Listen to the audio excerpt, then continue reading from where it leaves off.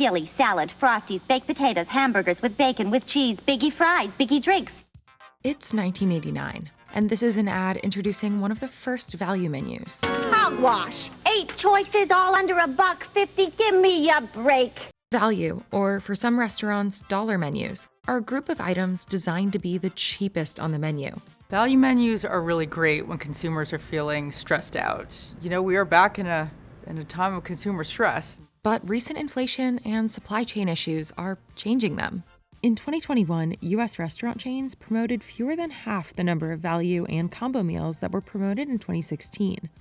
Here's how they became popular, and now why there are fewer and more expensive value menu options.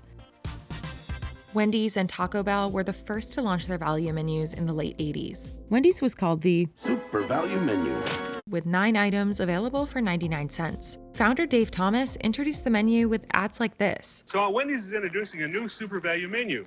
Oops. Everything on it is at a special low price. Value menus really did change the game in far-reaching and long-lasting ways. So before the value menus were introduced, what we were really thinking about in a lot of ways were these burger wars. The burger wars broke out in the 1970s, with Burger King and McDonald's going head-to-head to attract customers. But that changed in the 90s, when they noticed other competitors' value menus. They realized that this was an important strategy that these other brands had pushed, and they decided that they needed to get into it. In 2000, Burger King highlighted the new Cravers menu with ads like this. Craving more taste, more variety? All you need is 99 cents. Then, McDonald's debuted its menu with former President Donald Trump promoting a McChicken sandwich or a Big and Tasty for $1. A Big and Tasty for just $1? How do you do it? What's your secret? So fast forward into the later 2000s, there was times where restaurants were focusing more on quality or their menus or advertising new products to try to keep consumers interested. But when the recession hit, that's really when they started getting back to basics. And one thing consumers really want from some of these fast food chains is affordable food. Take McDonald's $1 drinks as an example. Around 2008, McDonald's started promoting $1 cold drinks with ads like this, with chain executives saying they helped keep customers coming to the restaurants during the recession.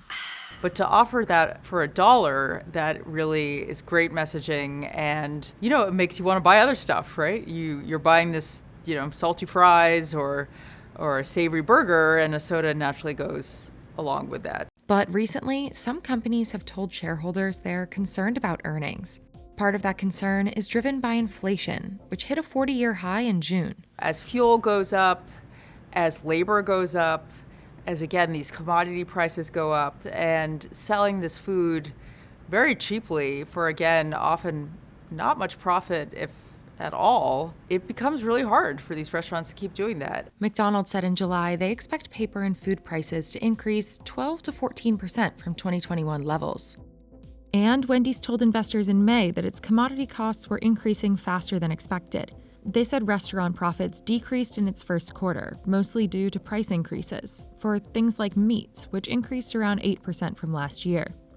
A Wendy's spokeswoman said the company still offers some long-running value combos that predate the pandemic and inflation concerns. Plus, many restaurants are raising menu prices to offset rising costs for commodities like vegetable oil. You think about all those fries they're frying, all those onion rings, that takes a lot of oil. Prices of oils have increased due to multiple factors, like the war in Ukraine, which exports over 47% of the world's sunflower oil. And because of that, the cost of oil has just skyrocketed. Prices of fats and oils increased around 19% from last year. So what are restaurants doing about these price increases?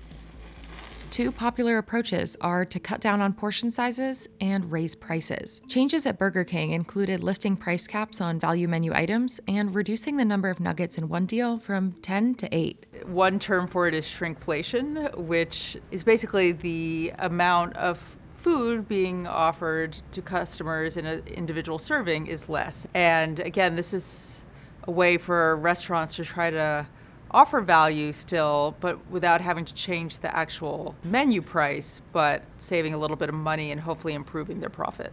A Burger King spokeswoman said the company doesn't comment on sales or marketing strategies.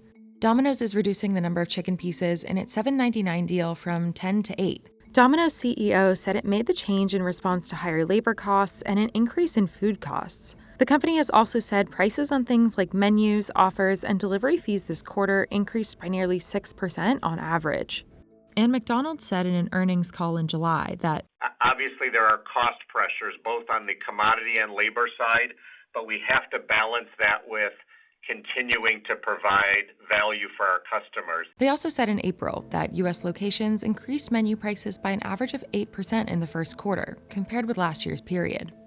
McDonald's said that the value initiatives are part of the company's strategy and are collaborative between McDonald's and franchisees, and that franchisees set prices. You know, it's really interesting because in terms of consumer perception of these price hikes, when you talk to the companies themselves and when you look at their earnings reports, they're still seeing strong sales.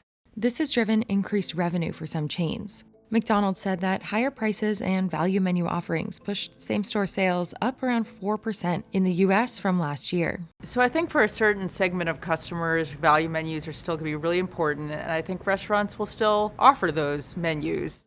But until inflation declines, companies will probably keep changing their value menus, which may mean fewer deals.